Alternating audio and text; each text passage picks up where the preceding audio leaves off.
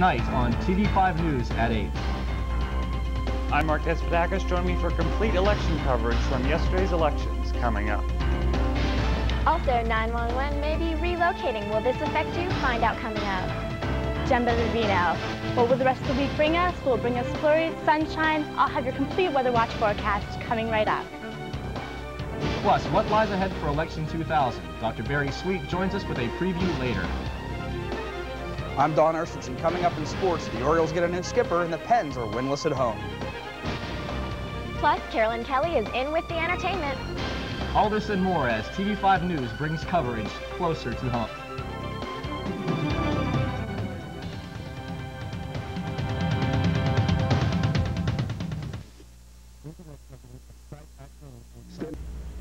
Good evening and welcome to TV5 News. I'm Christy Herman. And I'm Dave Marsh. Mark Despotakis joins us live from the TV5 newsroom with results from yesterday's elections. Mark? Thanks, Dave. Well, elections in Clarion County yesterday were certainly a big deal, with 3 new commissioners being elected and also a referendum on the ballot for the county auditors versus county controller. I spoke with the county election department today. They told me there was a 50% turnout yesterday, and we have the results for you tonight of the candidates elect. It's tonight's top story. Election night in Clarion County proved to be one of the most exciting in recent years.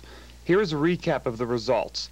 The county commissioner race winners were Donna Hartle, receiving the most votes with 27%, followed by John Shropshire with 20%, and David Seipert receiving 17%, edging out Glenn Watson by merely 56 votes. Mary Jane McCall retained her position as prothonotary, winning well over half of the vote. In the register recorder race, Greg Mortimer retained his seat, winning almost 3/4 of the vote. In the county treasurer race, Teresa Snyder won with a large majority. The auditor's race showed a re-election of incumbents Ralph Minnick, James Barger, and Greg Fowler. Also on the ballot was a question that, if passed, could have changed the role of the 3 auditors into a single county controller. That referendum was voted against by 2/3 of the county voters. And in the final countywide race, Mark Aaron defeated Ron Elliott in the county district attorney race. So there were a lot of big elections this time, and especially the county commissioner race. Now, coming up later in the show, we're going to have a special feature for you. Last night, I sat down with some of the commissioner candidates and the auditor candidates, and we're going to have their discussion about the future of Clarion County. That's coming up later in the show. For now, live in the newsroom, I'm Mark Despotakis. Back to you, Dave. Thanks, Mark. Earlier today, a gunman opened fire in Seattle's Wallingford neighborhood at a building in the North Lake shipyard. The casualty toll stands at 2 killed and 2 injured. 1 man died at the scene, and the second victim died later at Harborview Medical Center. A 3rd person is still in critical condition at the hospital, and a 4th is less seriously hurt. Police say one of the survivors told them that only 4 people were in an office when the gunman came in, and that none of the 4 knew his identity. Police and dogs are currently looking for the gunman, with the search extending into some nearby residential neighborhoods. We will keep you updated as the story unfolds. And preliminary plans for the rehabilitation of the former county jail into county office space calls for the relocating of the 911 control center. The move is part of a $200,000 project. Clarion County Director of Emergency Management Joseph McEwen is not sure how he feels about the move. He wonders if it is better and worth the time and money. The county received a matching $100,000 State Historical and Museum Commission Preservation Grant to help finance the project. Clarion County Director of Central Accounting R. Scott Kiefer believes the county will be ready for the single auditor's arrival on November 8th. ZA Services were hired last to help Kiefer prepare for the 1998 single audit. The 4 weeks of service from ZA will cost over $15,000. This will help through the transition of Kiefer's arrival and the departure of Department former Director of Central Accounting Nancy Murray. All of the tire debris has been removed from the site of a tire fire last spring in Paint Township, but other materials found at the site, some of them hazardous, must be removed. Most of the debris left from the tire fire has been moved to a landfill. Several drums of the chemical zinc chromate were found. The drums cannot be taken to a regular municipal waste landfill. They are considered toxic and are capable of causing cancer. Exposure to this chemical can irritate tissues in the lungs, throat, and eyes. It can cause ulcers in the skin and can lead to liver failure, kidney failure, and death. The drums are on the upper level of the barn on the site waiting to be taken to the facility. And in Clarion, it will cost more to buy parking permits next year, but that is not the only increase in fees and taxes, including a preliminary budget approved on Tuesday. The permit fee will increase from $5.25 to $10 a month and from $14 to $20 a quarter. All other taxes and fees remain the same in general fund spending plan approved by the Borough Council. The largest fund increase of $48 goes to the police department. This includes funds for a new cruiser. The rest of the reserves are believed to be adequate for the next year. A woman is accused of murdering her boyfriend and will be charged with voluntary manslaughter instead. Authorities are checking the murder case against Catherine Laverty. They wanted to investigate further into the claim that she stabbed Thomas Johnson in the liver in self-defense on May 2nd at a hunting camp in Glippen Township. A coroner's jury recommended earlier that Laverty be charged with voluntary manslaughter, and prosecutor Scott Andrasi filed the charge Monday. If convicted of the charge, Laverty could face 3 to 9 years in prison. The couple had been arguing about whether Laverty could ride an all-terrain vehicle. A group of Pennsylvania environmental organizations has filed suit against the state and federal agencies that oversee mining operations. They claim that their bonding process does not protect the water quality. The suit may have prompted the Department of Environmental Resources to tighten its bonding procedure and set up a study group. The group says that the actions are too little, too late. The Pennsylvania Federations of Sportsmen Club, PA Trout, the Pennsylvania chapter of the Sierra Club, the Tri-State Citizens Mining Network, and the Mountain Watershed Association filed the suit. Talks have been productive, but not enough progress has been made to avoid the suit. New Bethlehem Education and Outer Space will now be linked together at Red Bank Valley High School. NASA is sending a Telescience Resource Kit, or TREC. The kit is a new computer software system that enables scientists to remotely operate their space station experiments from anywhere in the world. The Red Bank Valley High School is one of 25 schools selected to participate in the procedure. Teacher Dan Carey participated in a 2-week summer program at Marshall Space Center in Huntsville, Alabama. Participants were told about the TREC program and the need to test the device. One of the project's goals is to make using the space station economical for companies that may wish to place experiments on board. Now, when TV5 News returns, 2 candidates pass away, but still winning yesterday's elections. And 2 women from southwestern Pennsylvania have defeated their male counterparts from the other edge of the state. Plus, Dr. Sweet from the Clarion University Political Science Department joins us with his take on the Election Day atmosphere. All this and more as TV5 News brings coverage closer to home.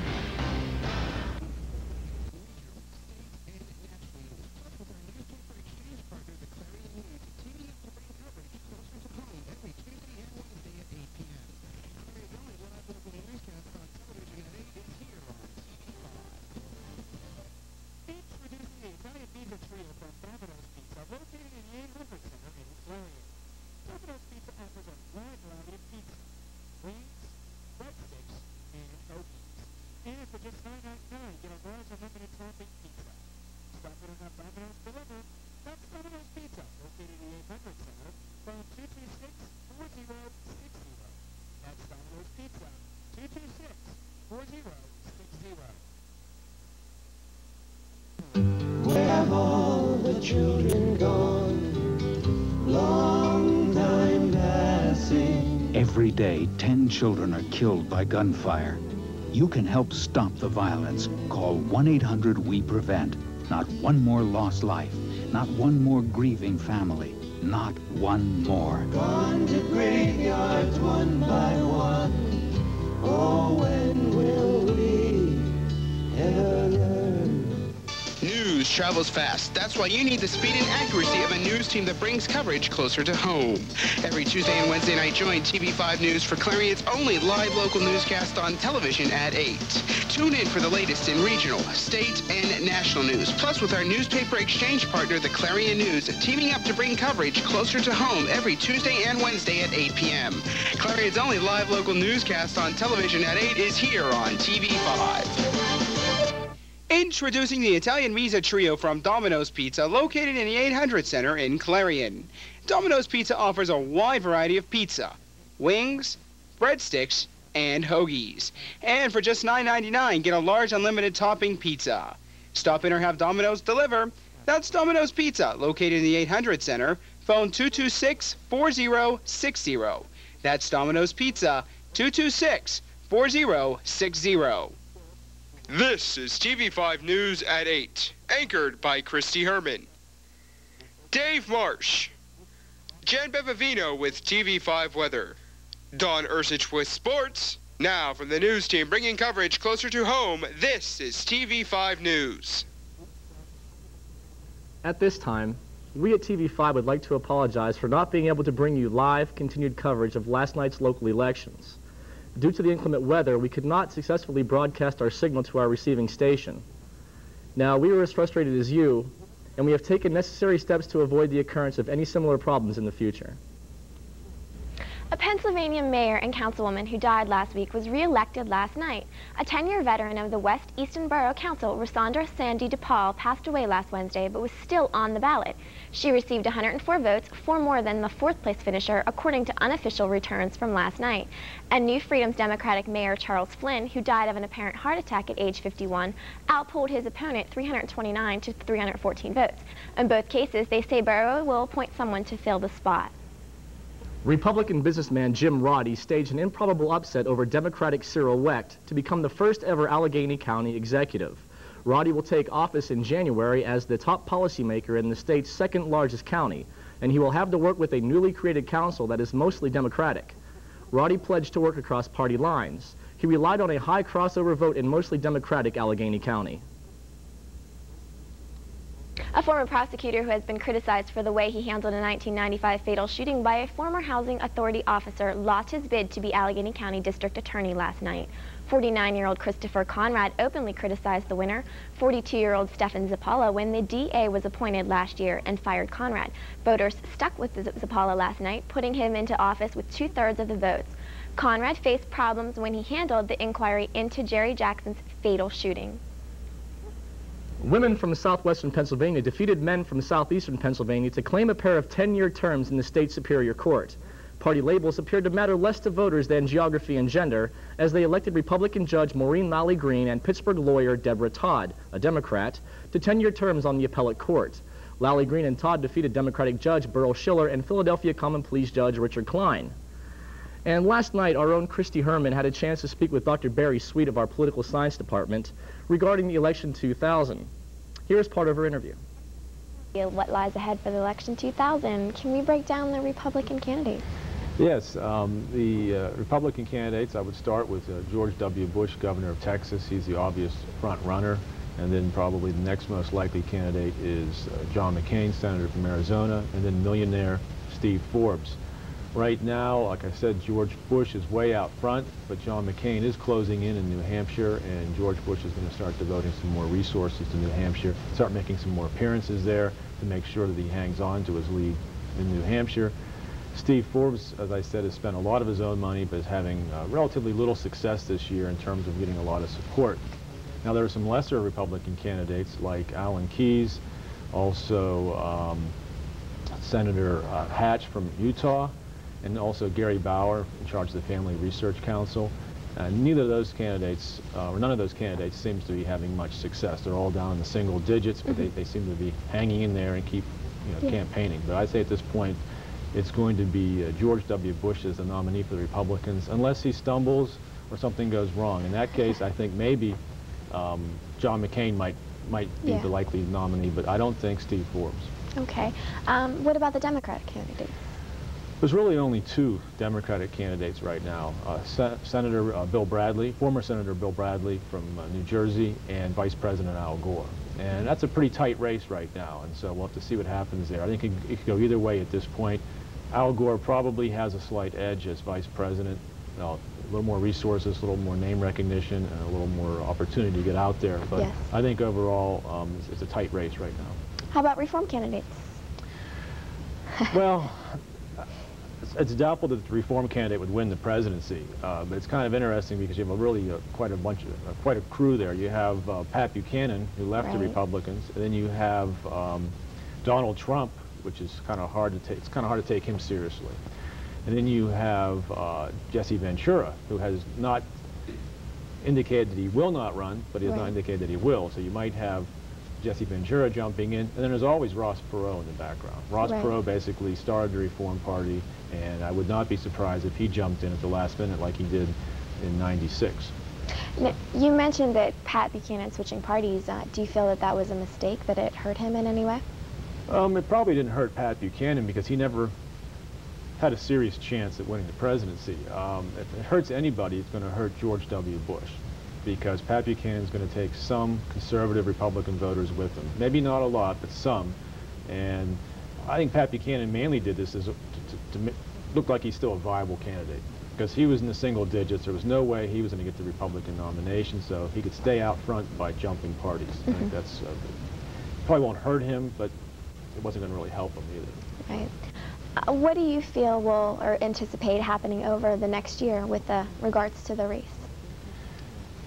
Well, it's probably going to tighten up. The Democratic race is already tight, like I said, between Gore and Bradley. I suspect that if McCain does well in New Hampshire, it should tighten the race up for the Republicans. I think Forbes is going to drop back, and then if McCain can do well, say, in South Carolina, where he's concentrating some resources, I think the Republican race could possibly tighten up. Okay. What do you expect voter turnout to be like this year? You mean for 1999 or 2000? For 2000. 2000. Coming ahead. Coming ahead. I don't think it'll be particularly high. Really? You think it's going to be rather low? Yeah, I think so, because the economy seems to be doing well. People really aren't even that concerned about politics. Right, the younger impression. So. The Clinton administration, has it changed the way politics are today, do you feel? Hurt that in any way? Is that another reason that you feel that voter is going to be down, that there's less regards for political powers? I don't think the Clinton administration has had an effect there. I think people might be even more cynical about politics than they have in the past because of the Clinton administration. Clinton has demonstrated an inability to be straightforward and honest at times, and I think people just sort of think, well, that's politics. But Bill Clinton has sort of taken the negative impression of politicians to an extreme, where people just don't even believe anything that people have to say. And everything from draft dodging to womanizing and the various scandals, people just don't even believe Clinton anymore. Yeah. And that certainly, I think, has probably hurt. You feel it hurt the position? Yeah, I think it's probably hurt the presidency a little bit, and it probably sort of hurt overall American participation, I think, in politics. As far as Congress goes, do you think of a future for Congress as something that's going to be major, or do you feel that the Clinton administration has hurt the future of Congress in any way? Not in the long term. I think the Republicans embarrassed themselves with the impeachment of Clinton, because that was something the American people didn't really have a strong feeling for. They weren't really out to get Clinton, although they're disappointed with Clinton and probably will be happy when he eventually leaves. They did not think that he should be impeached, but I think that's already passed. So I think what's really interesting with the Congress coming up is who's going to control Congress after 2000. Will it be the Democrats or will it be the Republicans? Because the House is really tight. That could go either way. The Democrats could get control of the House. The Senate, the Republicans should be able to maintain control, but it's possible the Democrats could take control of the Senate. So I think that's what's really going to be interesting, is after the 2000 race, who has control of Congress. Okay. We'll get more on this after the commercial break. Tune in more for TV5 News.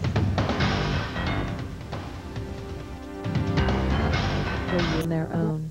Uniting parents and children is an important part of the life of a community. Stand for Children encourages people to make a personal commitment to stand for the health of children. 300,000 Americans marched in Washington, D.C. last June to support Stand for Children Day. Stand for Children seeks to lift the belief that children need our help to stand. Yeah! Yeah! Who's the man? It's my birthday. I'm the man. It's my birthday. Exercised lately? Go for the fool. Go for the fun. Come on, go for cake. Cakes are for everyone. Just one stack is what it takes. And it's Gopher cakes. Open wide, stuff your face. There's always room for more Gopher cakes. Empty the box, never load. Eat those Gopher cakes till you explode. Exercised lately? Till you explode. Sad, looking back now, the things you go through in life. Scary. The worst thing about being on welfare was I couldn't get my kids what they really wanted. I had to get a better life for my girls and myself. I got off welfare. I got a good job. makes me the happiest mother in the world. I live for my girls. We're not asking you to hire everyone on welfare, just one. Welcome back to TV5 News. It has been another difficult day for family members who lost loved ones in the Egypt Air tragedy. Officials in Newport, Rhode Island, the command post for search operations, say some relatives were overcome with grief and emotion and they had to be taken to the hospital this morning. Muslim families are especially devastated by the news that only partial remains of the victims are expected to be recovered. Without a body, families cannot follow traditional Muslim death rites. Normally, the bodies are washed and mourned over by the entire community and then quickly buried. Federal officials are taking a closer look at an engine part of the plane that has not been working. There is an arraignment hearing for Brian Uyasugi, the suspect in yesterday's Xerox office shooting in Honolulu. Uyasugi is accused of gunning down 7 co-workers. His father says he had anger problems in the past and had taken anger management classes. Meanwhile, Hawaii's governor has ordered the state flag to be flown at half-staff as people try to cope with the killings. The FBI lists Honolulu as the least violent of the nation's 20th largest cities. Jurors are back at work in Laramie, Wyoming in the trial of Aaron McKinney. They spent 8 hours yesterday reconsidering the murder, robbery, and kidnapping charges against McKinney before recessing for the night. The question before them is not whether McKinney killed gay college student Matthew Shepard, but whether he did so in cold blood or because of a rampage fueled by drugs and homophobia. Defense lawyers say McKinney lost control after Shepard made an unwanted sexual advance that triggered memories of childhood homosexual encounters. A 7th grader in Texas has been freed from a juvenile detention center after 5 days in custody because of an essay. 13-year-old Christopher Beeman got an A from his teacher for the Halloween horror story he wrote as an assignment. But the same story landed him in custody after parents complained. In the essay, Beeman wrote about accidentally shooting a teacher. Apparently, some parents were also named in the story. A Dedham County juvenile court judge ordered Beeman detained for 10 days. He was released yesterday after his family attorneys demanded his freedom. Christopher says he was told to write the story, and that is what he did. In tonight's Health Beat, poverty and its accompanying stresses can push people with psychiatric disorders towards violence. Nearly 30% of 300 psychiatric patients studied at Western Psychiatric Institute and Clinic in Oakland who were treated and discharged lived in poor areas. Studies have shown that the people living in poor neighborhoods are more likely to use physical aggression to solve disputes. People with major mental disorders are more vulnerable, making them targets for bullying in these neighborhoods. Also in tonight's Health Beat, is some juice bad for babies? Fruit juice that contains sorbitol or high levels of fructose as sweeteners may cause restlessness, gas, and stomach distress in infants. According to the Archives of Pediatric and Adolescent Medicine, the sweetener may cause problems in babies because young children often have difficulty breaking down carbohydrates, including these sugars. Parents should find juices that have low amounts of sorbitol, such as white grape juice. Also, purifying clean air in fertility clinics may significantly increase the success of in vitro fertilization. Researchers have found adding air filters to embryo incubators increase the chances of pregnancy to more than 50%.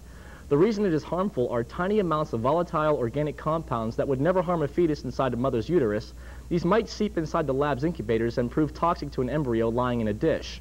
This information is not to be used in place of a consultation with your physician. Snow dusted a few spots in Erie this morning. Pennsylvanians' first significant snowfall landed in Meadville, Crawford County. They received 1.5 inches of snow in Amity Township in Erie County, and they got 1.2 inches. The rest of us, including Clarion and the Pittsburgh area, only saw flurries. It was enough to remind us that winter is upon us, but not enough to build snowmen or to make snow angels. Joining us now is Jen Bevavino live in the TV5 Weather Center with a look at your local forecast. Jen? Good evening. I'm TV5's Jen Bevavino taking a brief look at Clarion's current and extended weather conditions.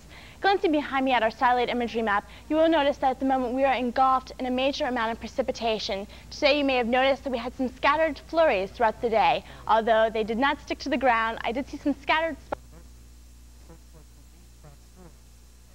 the rest of the week.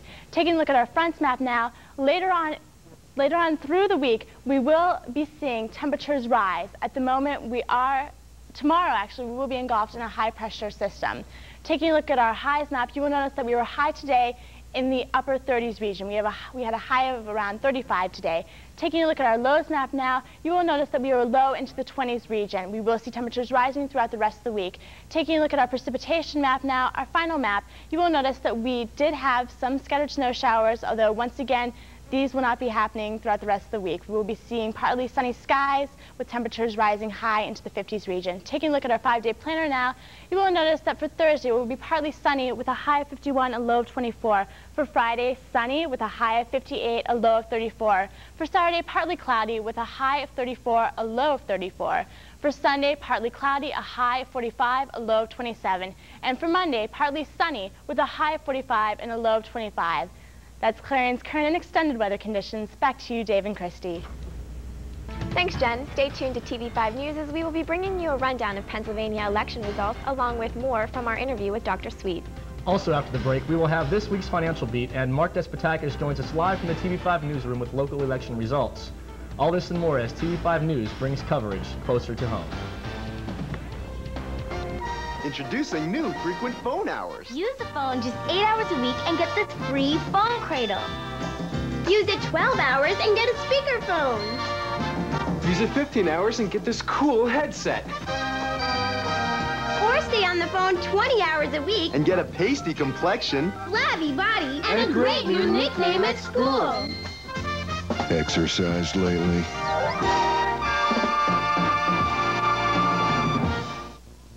I want all my friends to be there. I want my mother to be there. My hair's gonna be done so beautiful. A lot of music, a nice blue dress.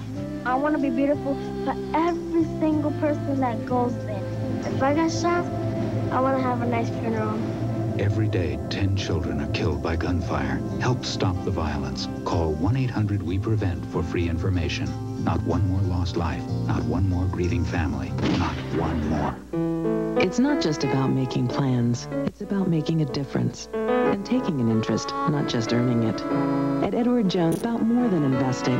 It's about knowing you. My every hope, my life, my world, it all begins with a dream. Edward Jones, investing in you and your dreams. In Clarion, see Gary Martin, located on Main Street. Phone 226-7896.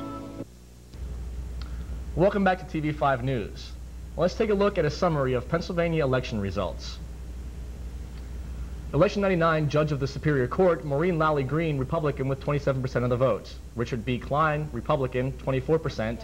Deborah Todd, Democrat with 26%. And Burl Schiller, Democrat with 22%. Coming up next, we have more from Christy's interview with Dr. Sweet regarding election 2000. Christy. Dr. Sweet, we were talking about the Clinton administration. What about Hillary? How do you feel about her running for that Senate seat? Well, that's going to be an interesting race. New York's a bit different. They allow people basically to come in and establish residency rather easily and run, as Robert Kennedy did back in the 60s, and he won, of course. And so now Hillary's doing the same thing. She's running against a veteran New York politician, New York City politician, Rudolph Giuliani. And so it'll be interesting to see exactly what happens in that race. Right now, it looks like it's tightening up a little bit. Some people feel that she's better in issues like health care and education, where she's established a reputation. Giuliani's had a reputation for law and order and cleaning up New York City. Several months ago, she was way, looked like she was way ahead of Giuliani, perhaps because I think there's some sympathy for her because of how she was perceived to be the victim in President Clinton's behavior. And then Giuliani was in trouble because of the police shootings, some of the police brutality cases. And so his numbers were down, hers were up, but lately it's gotten to be a pretty tight race. I'd say he's probably slightly ahead. And we'll see what happens in terms of... Do you think that her moving with Bill is going to help the situation out? Because I know they were looking at a prospective house in the area. Well, she definitely has to move there. She has to be has to be a resident of New York in order to officially run. And so that should help, although there's a bit of a stink about that too, because they've gotten some loans and financial support to help buy the home, which looks a little bit suspicious. More like, you know, whitewater type stuff. Do you think her connection with Bill is going to hurt her in the long run, or with the president, or is that going to help her out with the publicity from him? Let's be honest, if she were not the First Lady, would she even have a chance? True. I mean, so I think that certainly Bill Clinton has done some things that are going to hurt her, but if she had not been married to him, or if she was not married to him, there's no way she'd even have a chance for this. So, I mean, she's basically running on the fact that she's the First Lady. Right. So. George Bush, how do you feel that the cocaine drug questions have hurt him or influenced his campaign at all? That has seemed to die down. I don't think it's going to be a big issue. I was kind of surprised they even brought up drugs, because after Bill Clinton, after Bill Clinton, who would even think that drugs would be an issue? After all, he's the president who said that he smoked pot but did not inhale. Maybe George Bush could say the same thing. He didn't actually inhale, but I think it's going to die down, and so? Yeah, I think it will, unless somebody comes forward and actually says he's done cocaine in the last, say, 20 years, which I don't think is going to happen. No. Right. Okay, Donald Trump is a prospective candidate for the running. Do you think he'll run, or do you think that he has a shot? He may have a shot at getting the Reform Party nomination. He does not have a shot at winning the presidency. I don't think people would take him seriously. There's been an ad on TV lately with Donald Trump playing with a potter's wheel, throwing putty around, or Right. I don't really think that people will take him seriously as a politician. He's never run before, and he doesn't really have any experience. No, but with financial backing, I mean, a lot of times people can be persuaded to... Well, yeah, just like Steve Forbes. And again, I don't think Steve Forbes has any chance of winning either. Donald Trump, I think, some people have accused him mainly of doing this to promote himself. Promote his casinos, promote his hotels, and so forth. Which is a good aspect to get there. Yeah, it could be. It could be just publicity. Now, we're going to move on to Gore and Bradley. There's a personality. Do you think that their personalities have hurt them in the long run or helped them out? Well, Al Gore has had a reputation as being rather stiff and boring. There were jokes about putting motion detectors in the White House to see if Al Gore moves. He's changed that lately. He's hired Naomi Wolf, a feminist writer, who has told him he has to go from being a beta male, a follower, to an alpha male, a leader, like Bill Clinton. And also, she told him to lose weight, and he's lost weight. She told him... He's dropped a few pounds. Yeah, and he also told him to change his wardrobe, get out from behind the podium, be more animated. At times, it looks a little forced when you watch him. Sometimes, oh, come on, Al, calm down. It looks like he's really forcing it. But he has loosened up, and I think that's helped. Do you think that'll lose people that have already liked him and followed him throughout the years? Yeah, I don't think anybody liked Al Gore as a stiff person. And people liked Al Gore in the past because of environmental positions and so forth. But I don't think anybody ever liked Al Gore because he was stiff. Bill Bradley can be also accused of being boring, but I think Bill Bradley sort of has an intellectual or a thoughtful, reflective personality. And that's not necessarily a bad thing. Do you think people are looking for that instead of the Bill Clinton aspect with the more leisurely and lack of initiative? Slick. Yeah. Slick Willie.